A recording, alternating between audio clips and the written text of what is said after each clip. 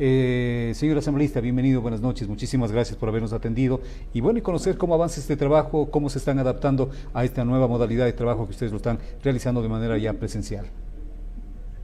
Buenas noches, un gusto saludarle, un saludo al pueblo ecuatoriano, un fuerte abrazo para ustedes y para todos nuestros hermanos del país. Sí, efectivamente, hemos iniciado con pie derecho, pero también con mucho trabajo, encontrarnos con más de 400 proyectos de ley represados, muchos de ellos incluso que ni siquiera han tenido la capacidad de acumularlos. Sí nos preocupa bastante respecto del, no sé primero qué habrán estado haciendo anteriormente los asambleístas, pero es demasiado trabajo que han dejado heredado para nosotros. Y en ese contexto ahora mismo hemos tenido ya la primera reunión del CAL el día de hoy, en la que hemos acordado reunirnos, si es necesario, 2 veces por semana a fin de ir evacuando todos los proyectos que ahora mismo están en el CAL. Solo en el CAL hay más de 100 proyectos y en las comisiones aproximadamente 400. Mire usted la cantidad de trabajo y vamos a darle todas las facilidades a las comisiones a fin de que podamos evacuar la mayor cantidad de proyectos a la brevedad posible. Ahora, ¿cómo tratar de dar una solución posiblemente o dar un resultado? Una gran cantidad de proyectos que han quedado, ¿no? Y que posiblemente se entiende de que no se van a recibir nuevos proyectos para nadie, sino más bien tratar de salir con los que al momento se mantienen, ¿no? Dentro del CAL y las comisiones respectivas.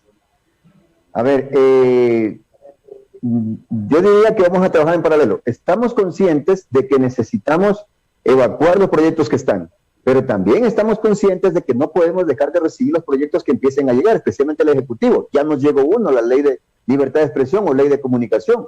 Ahora mismo está por llegar el nuevo Código de Trabajo o el Código Laboral, como le determine el gobierno. Está por también llegar la reforma tributaria. Es imposible dejar de recibir todos estos proyectos que son importantes para el país. No obstante, lo que yo sí veo que podemos empezar a operativizar lo que hay.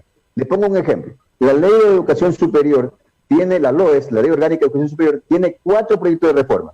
Es decir, si logramos acumular todos estos 4 en uno solo, ¿sí? Ya tendríamos ahí 4 proyectos de una u otra manera reducidos a 1. Es decir, lo que hay que hacer aquí es trabajar, tomar los artículos que coincidan y convertir todo eso en un solo proyecto.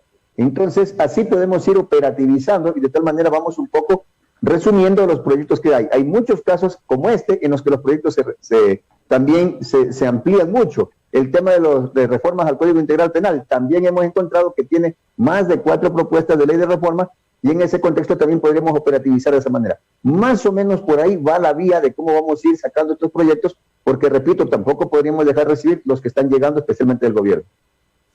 Bueno, de todas maneras entendemos de que ustedes ya hicieron un análisis, ¿no? Referente a los proyectos que al momento se han quedado. De ellos, ¿cómo lo van a clasificar por importancia de proyectos o cómo estaría relacionado? O posiblemente tocará analizarlo como de acuerdo a la llegada de que se ingresaron ese tipo de proyectos, asambleísta.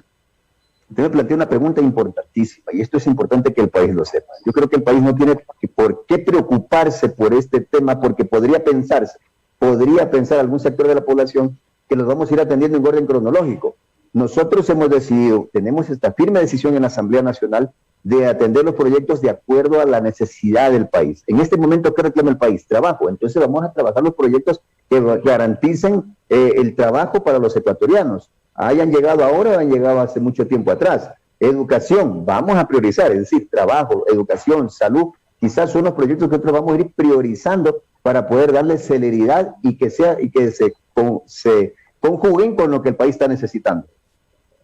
Bueno, asambleísta, de todas maneras, ¿no? De acuerdo a los datos que tenemos acá, hace referencia a que las comisiones permanentes, especialmente en temas de justicia y estructura de Estado, derechos de los trabajadores, que son temas que están relacionados y que posiblemente deberían irse generando cambios en el país, hay una gran cantidad y creo que es la que más suman dentro de, en este momento, ¿no? Los que no se han podido analizar debidamente, ¿no? De ahí régimen económico, desarrollo económico, soberanía y relaciones internacionales, que vienen también con un buen número de proyectos que al momento no se han podido analizar. Pero me parece bien, ¿no? La estrategia que ustedes en este caso aplican en el sentido de dar prioridad y buscar especialmente de que vayan saliendo estos proyectos presentados.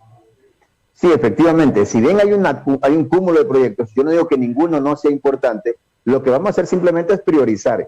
Nosotros estamos sintonizados con lo que pasa en el país. Venimos de pasar una campaña electoral, la gente nos habló, la gente nos comunicó, nosotros ofrecimos. Y en ese contexto, en el marco de lo que ofrecimos, que fue por lo que votó la gente, por eso que le ofrecimos, es que estamos sintonizados con priorizar los proyectos, repito, sin importar si están recién llegados o tienen mucho tiempo atrás. Yo le pongo un ejemplo clarísimo en este contexto. Está por llegar en la reforma tributaria la eliminación del 2% a los ingresos de los microempresarios. Ese es un impuesto lapidario para el emprendimiento. Eso obviamente va llegando y va teniendo nuestros votos para que eso sea eliminado, a pesar de que recién llega, pero es prioritario para el país, para poder desahogar a los compañeros microempresarios que están siendo liquidados por este mal dado impuesto que se da, yo no sé, por primera vez en la historia que escucho que se cobra sobre los ingresos y no sobre las utilidades como en cualquier lugar del mundo y como ha sido aquí en toda la vida. En todo caso, solo ahí le pongo un ejemplo de cómo vamos a operativizar nuestro trabajo en tema proyectos de ley. Ahora, asambleísta, su criterio referente a la conformación ya de esta comisión del CAL, ¿habrá posibilidad de que se pueda llegar a acuerdos, diálogos y que se pueda en realidad dar, fluido a todo este tipo de proyectos que se han presentado?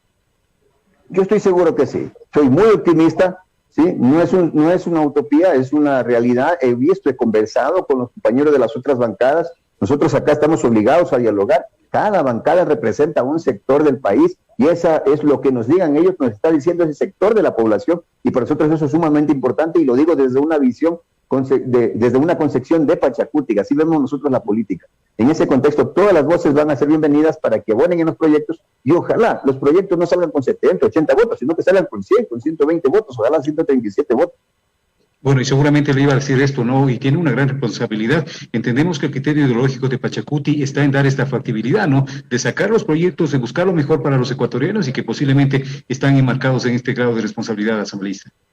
Pero por supuesto, y una cosa adicional en el marco de su pregunta, nosotros hemos decidido y tenemos la firme decisión, no, siendo de Pachacuti, siendo un movimiento en el que se debate mucho, profundamente demócrata, en el que no hay caciques, que lo mismo hagamos en la Asamblea. Que abramos las puertas de la Asamblea para que la población, los interesados en un proyecto de ley, puedan venir, puedan poner sus apreciaciones, lo que ellos crean que a lo mejor deba contribuirse en cada proyecto. Los proyectos deben ser enriquecidos justamente por este tema de la participación ciudadana.